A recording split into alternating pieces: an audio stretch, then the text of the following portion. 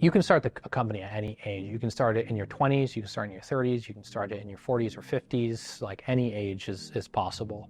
The key thing to understand is how hard it is and how much of a life commitment it is. I've been very deliberate about sculpting my entire life to allow me to build this company. And so that extends to my personal life. That extends to where I live. That extends to what I think about. I just obsess about what I'm doing here day in, day out. Like, very candidly, look, I've fallen out of touch with so many friends because I've been so focused and dedicated on building this. And part of me misses out on that, but part of me realized that's the choice I made in life. And I'm okay with that, and I'm okay with that trade-off because I knew that that's what it takes to build. My number one advice would be, hi, my name is Spenser Skates. I'm CEO and co-founder of Amplitude. Amplitude is a digital analytics platform. We help you understand what your users are doing in your digital product. So we've grown enormously fast. We then launched it in 2014. Since that time, we've grown from zero to $270 million in annual recurring revenue over the course of just under 10 years. And so we have 2,700 companies on us, including a lot of the Fortune 100 in the United States, and then took the company public to the market via a direct listing in 2021. We're valued in the $1 billion plus range. Now we're thinking about how do we continue to grow the company and take over the world.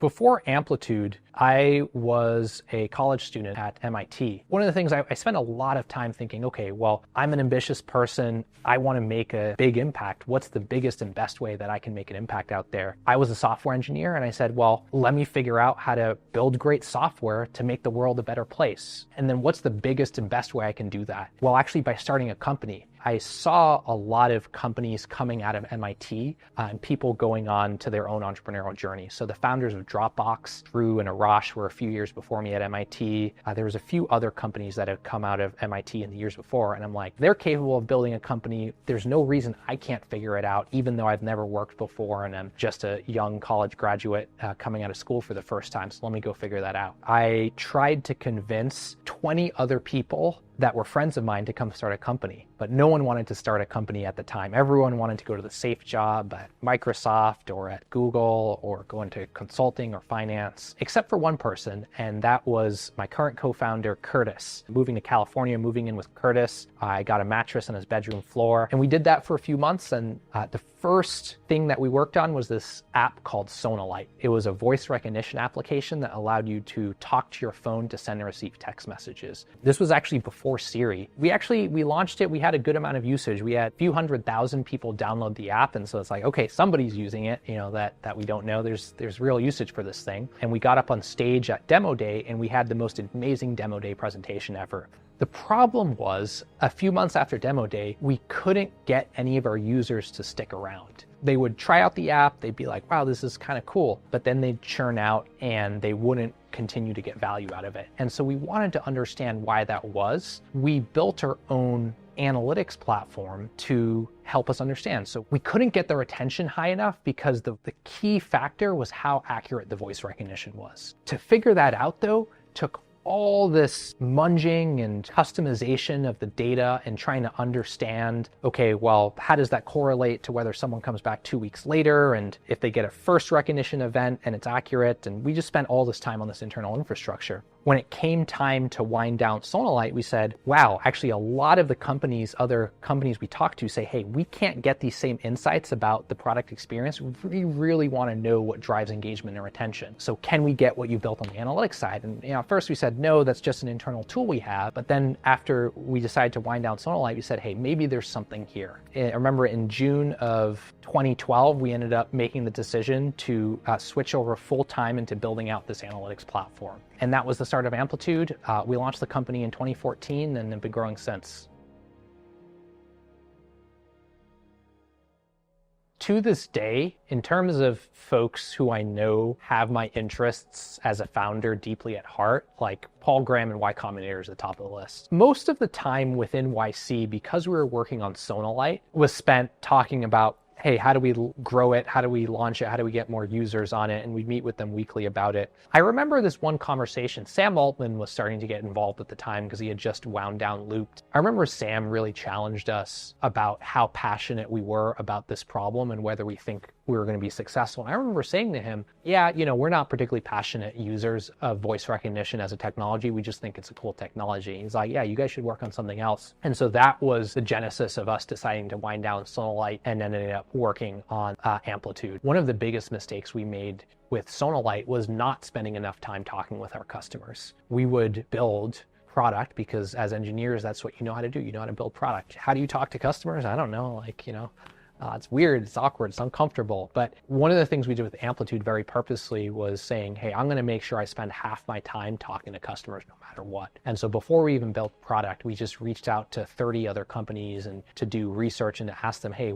is this a pain point? Would you use this? What are your pain points? How do you think about this in terms of how it fits in your business? And through that process, we actually found about 7 companies that were interested in using Amplitude. Turns out like only one of them actually ended up using it after that. But we felt we had enough validation and enough understanding of the sort of problems that they want solved. That's my number one thing, which is as a founder, how do you spend half your time interfacing and really understanding customers? It's so easy to do other things. It's so easy to, if you're an engineer, build product. It's so easy if you're a designer to spend time on that. But it's very, very easy to not spend time on talking to your customers. And so as a founding team, you have to be very deliberate about spending 50% of your time engaged with users. Perfect, the enemy of good. My point there is that I think one of the mistakes people get into is thinking, hey, I don't want to let go of this idea. We were really in love with the potential of voice recognition. It was this new technology that was at the bleeding edge of what's possible. It was hard to imagine a future without it, very highly technical problem. It was what I'd call a 95th percentile idea. So it was in the top 5% of ideas. After doing it a year, you realize like, one, we weren't passionate about the space, and then two, technology wasn't quite there yet, and so it wouldn't be possible to create a breakthrough. And so while it was a good attempt, we knew we could do better in terms of what we built. And so we got incredibly lucky. We searched around at a lot of different ideas, and we ended up zeroing in on analytics. And in retrospect, that was a 99th percentile idea for us. It was top 1% of ideas. First, there was a big pain out there. We knew that the web was shifting from a marketing-centric web to a product-centric web and would require a new set of infrastructure. And so what Google Analytics and Adobe had done in the previous generation would need to be redone. There was an opportunity to build something massive. The second is that we were the right founders for it. We were hardcore algorithms engineers to figure out how to create a system that successfully processes massive volumes of data and spits out a result was perfectly in our wheelhouse. There was the opportunity was there, and it was a great match for who we were as founders. I think of that as a 99th percentile idea, and I'm so glad that we made the decision to wind down Sonalight as a result and go after something great. You often want to just go build something, and building stuff is great, but you also have to ask yourself continually the question of, am I building the right thing? I regret it in retrospect. We should have been able to launch in 6 months instead of taking a year and a half. I made such a big mistake. I stopped talking to users in the middle of it, and we just focused on building. And as it turns out, there were a lot of people who would try it out and use it for free, but none of them were actually interested in paying us. And it wasn't until July of 2013 that I actually got our first customer to agree to pay us. And I should have asked for money much earlier, because then I would have realized we weren't talking to the right companies. I remember I was in a meeting with this company called Super Lucky Casino, very first Amplitude customer. And I went through the demo and the pitch, this guy named Brett Taylor, and we got to the end of it, and he asked me a question I'd never been asked before up to that point. He asked me, how much does the product cost? And I'm like, what? Like, I don't even know what to answer. I've always just given this away for free and assumed people would use it for free. And then I remembered the advice of Patrick McKenzie, who says, always charge more for your product. And I thought I was going to charge maybe $50 a month for this thing. So I'm like, you know what? Let me double that, and let me ask him for $100 a month. $100 a month is enough. Let me 10x that. Think of the biggest number I could think of, $1,000 a month. So I said, $1,000 a month is how much it costs, with as much confidence as I could muster. And to my surprise, he was like, okay, we'll pay for it. And I'm like, oh my God, holy smokes, someone actually wants to buy the software we had built. All my dreams of building software that we could charge for got validated in that moment. We're like, wow, I can actually build a piece of value that someone wants to buy. This is incredible. And then we launched the product 6 months later in 2014. So in retrospect, I should have been asking for money way earlier for all those customers. I would have gotten a lot of no's, but that would have been okay. I would have gotten much faster to someone like Brett and realized I should have been out there trying to keep finding someone until I found someone with enough pain on this that I could get them to pay us money. I was afraid because I knew they would say no, or I had suspicion they would say no. And I wasn't confident enough in my offering yet. I was like, well, I need to make the product better before I can ask for money. In retrospect, that was backwards. I should have just said, hey, look, I know the product's early, but I want you to be able to commit some money so that as we build it and make it better to what you want, you're committing as well with the investment that you're making in it. Frankly, a lack of confidence in the product. It was a lot, and instead I should have known, hey, it's okay to have an early stage underdeveloped product, and it's okay still to ask for money for it, even if it's in that state. And you're gonna get a lot of no's, but you don't need, it doesn't matter how many no's you get, you only need one customer to say yes for you to actually build a business around it. And so I would have, understanding that, how to work that dynamic earlier and just focus on companies who are willing to pay you money would have been allowed us to much more quickly get to the state where we focus on customers that actually were interested and had the pain enough to pay. So after that first customer, Super Lucky Casino, they introduced us to other companies. Brett was an ex-product manager from Zynga, and he had a lot of other former product managers from Zynga who were used to having this sort of data and insights, and who didn't now that they were off at other companies, but who wanted that. And so he ended up introducing us to Siki Chen, who was running this company called Hey, and then a bunch of other ones. And we started to grow within that community. Finally, in February of 2014, we launched the product for the first time. I don't know how they found us, but somehow they saw this TechCrunch article and they're like, let me reach out to you guys. And so we're like, cool, okay. And then they ended up paying us $3,000 a month. And it was like, okay, wow, a legit company wants to buy us. And then it just started snowballing from there, where customers would refer other customers. We would spread as a product. Okay.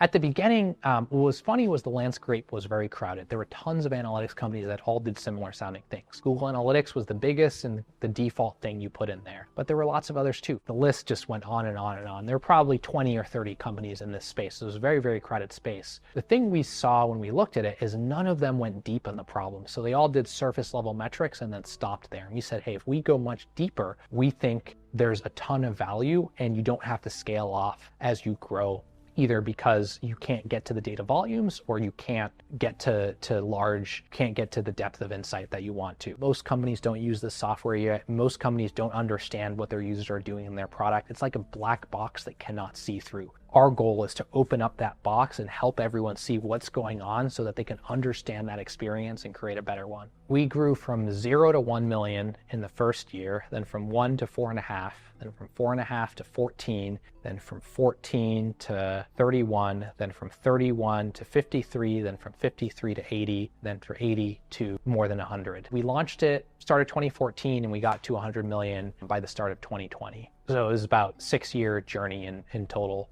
end to end, to make that, which was feel incredibly lucky to have hit that. In terms of when you're going from 0 to 1, you're just begging anyone to use the product because you don't have much of a product or a brand or anything, a customer base, or you don't have that much advanced knowledge of a problem. And so you're trying to consistently pull off miracles. And so would spend my time going out and talking to customers directly. I was full-time on the sales side, just trying to find opportunities for us to have as customers. And so we would commit new parts of the product. We'd say, hey, if you buy us, we're going to build this, this, and this. That was the core part of the motion because there was nothing there. And so you kind of had to just agree to whatever a customer wanted in order to get them on and get to from 0 to 1. Once you get to 1 million in ARR and to go from 1 to 10, you have a kernel that's working, and it's all about just trying to do the same thing. You'll still have to do some of it, but then it starts to pick up a momentum of its own. It's not constantly pushing. There's some momentum it has. Once you get to 10, stuff starts to break down a lot because what worked in just like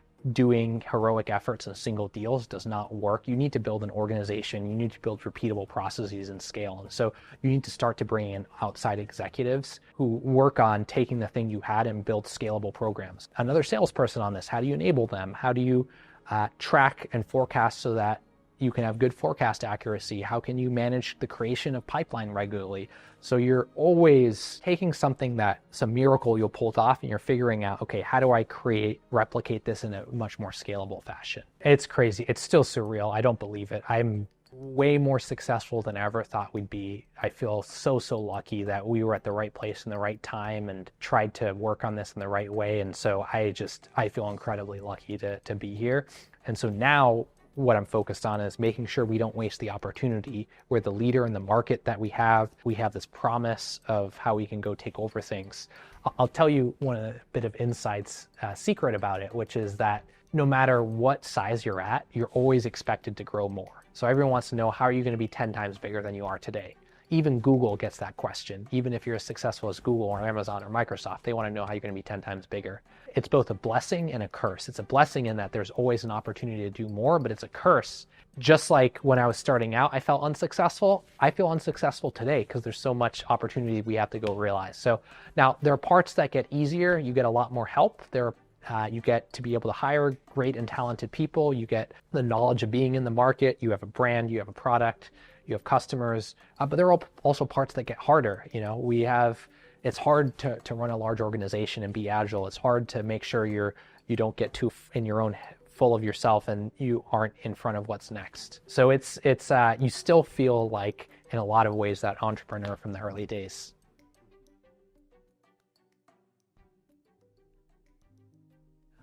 You can start a company at any age. You can start it in your 20s, you can start in your 30s, you can start it in your 40s or 50s, like any age is possible. The key thing to understand is how hard it is and how much of a life commitment it is. I've been very deliberate about sculpting my entire life to allow me to build this company. And so that extends to my personal life. That extends to where I live. That extends to what I think about. I just obsess about what I'm doing here day in, day out. And so you have to be in a spot in your life where you don't have anything else going on. My number one advice would be understand that it takes over every single aspect of your life. If you're willing to do that, I think most people are capable of starting a company. But if you're not willing to do that, then, or if you have other constraints or other things happening in your life, like very candidly, look, I've fallen out of touch with so many friends because I've been so focused and dedicated on building this. And part of me misses out on that, but part of me realized that's the choice I made in life.